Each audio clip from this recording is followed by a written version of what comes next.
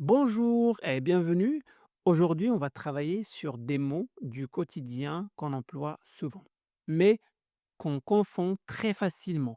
Amener ou emmener, apporter ou emporter, se coucher ou s'endormir, quand ou quand, etc.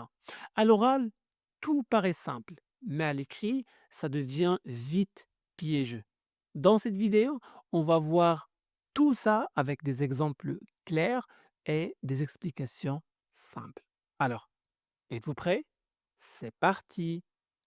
Pour commencer, nous allons travailler sur quatre verbes très utilisés dans la vie quotidienne. Ces verbes semblent parfois très proches, mais ils ne s'emploient pas toujours dans les mêmes situations. Voyons si vous faites la différence. Commençons par cette première question. Je vais amener, apporter ou emmener mon fils à l'école avant d'aller au travail. Alors, 3, 2, 1. La bonne réponse est amener. Alors, en fait, j'ai choisi amener. Pourquoi? Parce qu'il s'agit d'une personne, d'accord? Mon fils.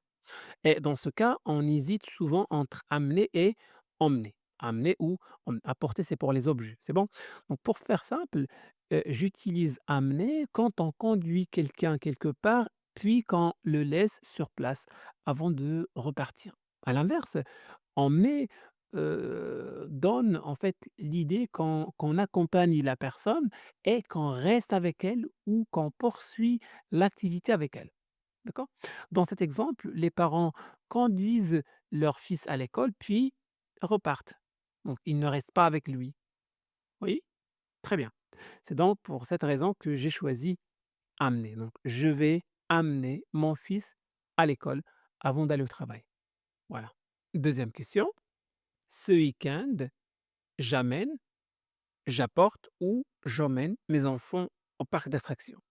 Alors, je compte jusqu'à 3. 3, 2, 1. La bonne réponse est emmène. Ce week-end, j'emmène mes enfants au parc d'attractions. Ici, j'ai choisi emmène parce qu'on parle encore de personne. Donc, on hésite entre amène et emmène.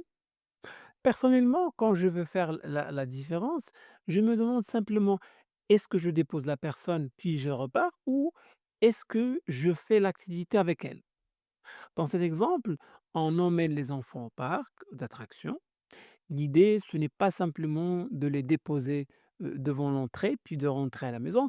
On imagine plutôt les parents qui passent la journée avec leurs enfants dans le parc. Voilà, c'est pour cette raison que j'ai choisi «emmène». Voilà. Il a décidé d'emporter, d'emmener ou d'amener toute la famille en vacances en Espagne. Prenez votre temps. Je compte jusqu'à 3. 3, 2, 1. La bonne réponse est d'emmener. Donc, cette fois, on parle de vacances. Et quand quelqu'un emmène toute sa famille en vacances, il part avec elle et partage bien sûr le séjour avec elle.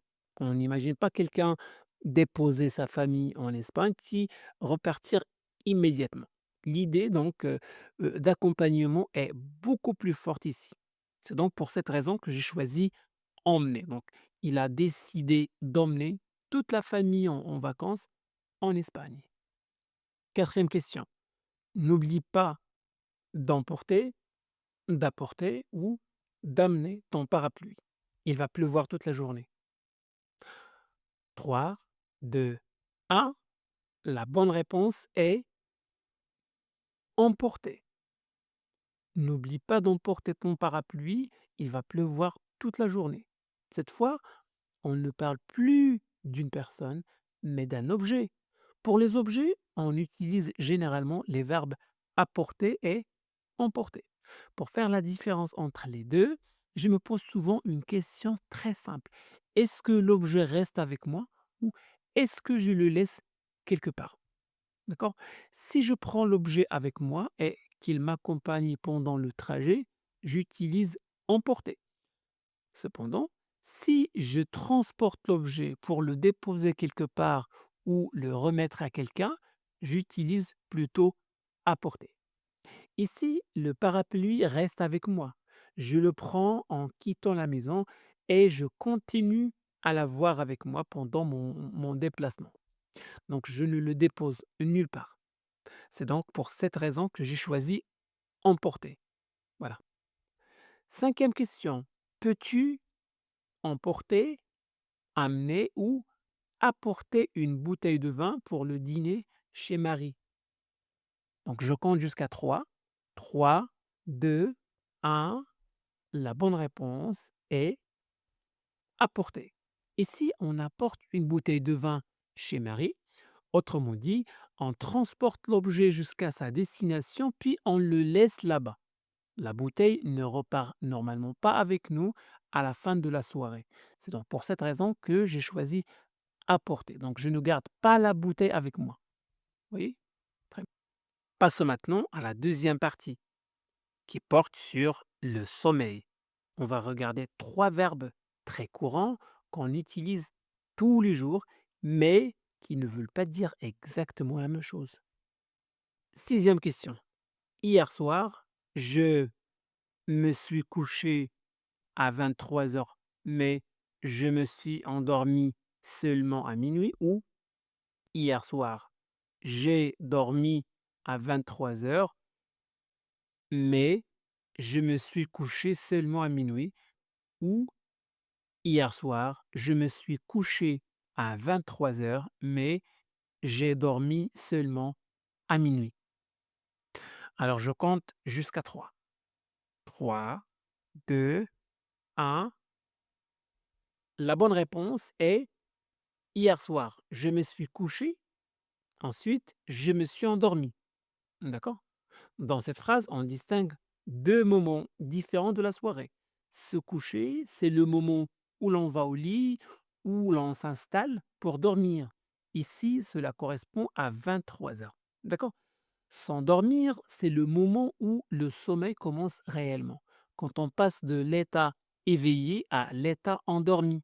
Dans cet exemple, cela se produit à minuit. Donc c'est pour cela que la bonne chronologie est je me suis couché à 23 heures, puis je me suis endormi à minuit. Voilà. Pour récapituler, on emploie se coucher quand on va au lit, c'est-à-dire au moment où l'on s'installe pour dormir, sans être encore endormi.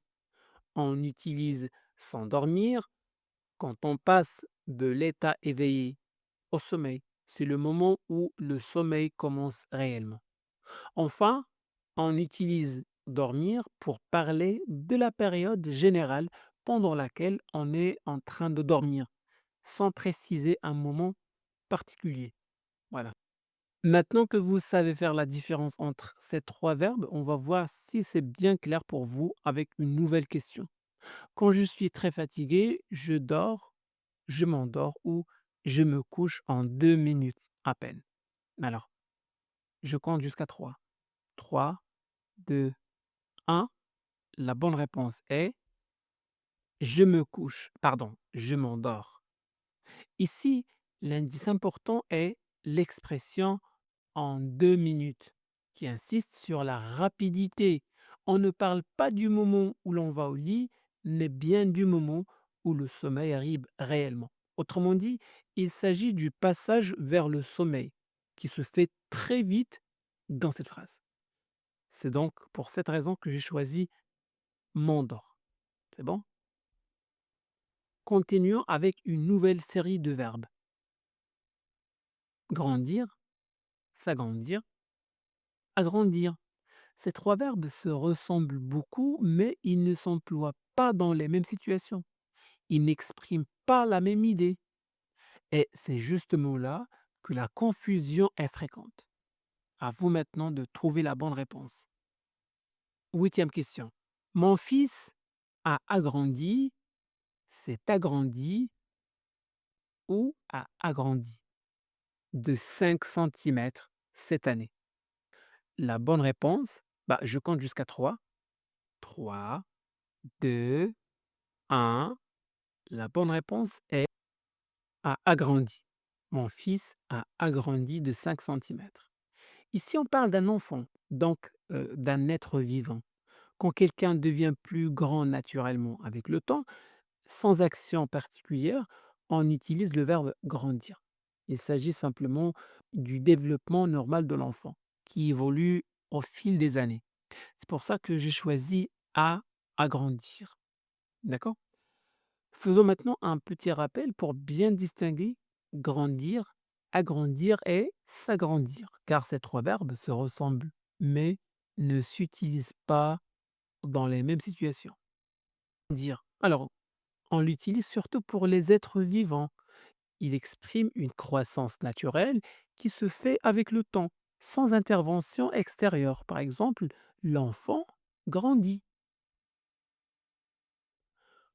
Agrandir, il s'agit d'une action volontaire. Quelqu'un fait en sorte de rendre quelque chose plus grand. Par exemple, j'ai agrandi cette photo.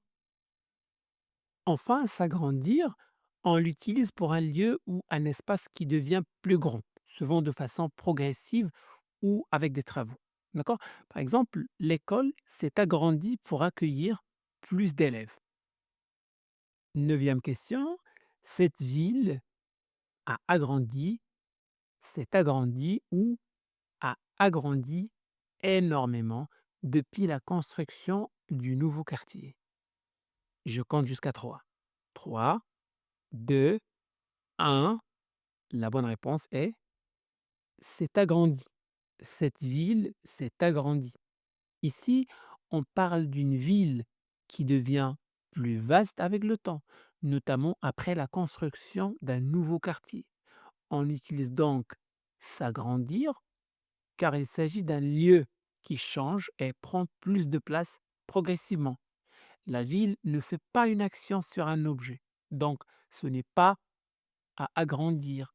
Et on ne parle pas non plus d'une croissance naturelle, comme pour un être vivant. Donc ce n'est pas à agrandi. C'est pour cette raison que la bonne réponse est c'est agrandi. Voilà. Quatrième partie. Ces deux mots se prononcent de la même façon, ce qui peut facilement prêter à confusion. Mais à l'écrit, ils n'ont pas du tout le même rôle ni le même usage. Voyons ensemble si vous arrivez à bien les distinguer. Dixième question. Quand ou quand pars-tu en vacances cet été? La bonne réponse est quand avec des. Ici, on pose une question qui concerne le moment des vacances. On cherche donc une information liée au temps. On utilise donc quand avec des pour demander ou parler d'un moment dans le temps. En revanche, quand avec T ne s'utilise pas pour poser une question. Il apparaît surtout dans l'expression quant à qui signifie en ce qui concerne ou en ce qui me concerne. Oui, c'est pour cela que la bonne réponse est quand avec D. Voilà. Terminons avec cette dernière partie qui porte sur deux adverbes. Plutôt en deux mots et plutôt en un seul mot. Deux formes très proches à l'écrit, mais avec des sens bien différents. Douzième question. J'aimerais arriver plus tôt ou plus tôt que prévu vers 9 heures au lieu de 10 heures. Alors, êtes-vous prêt? C'est parti. La bonne réponse est plus tôt. Ici, on parle clairement du temps. L'idée, c'est d'arriver avant l'heure prévue, donc vers 9 heures ou au lieu de 10 heures. On utilise donc plus tôt quand on veut dire avant ou à un moment antérieur dans le temps. D'ailleurs, plus tôt, en deux mots, est tout simplement le contraire de plus tard. Plus tôt, en un seul mot, n'a rien à voir avec le temps. Il sert à exprimer une préférence ou une nuance. D'accord? Très bien. Plutôt ou plutôt que de prendre la voiture, on pourrait marcher. La bonne réponse est plutôt en un seul mot. Ici, on ne parle pas du temps, mais d'une préférence. L'idée est de dire qu'une autre option est plus intéressante. Marcher est préféré à prendre la voiture. On utilise donc plutôt pour exprimer une alternative ou une préférence. C'est bon?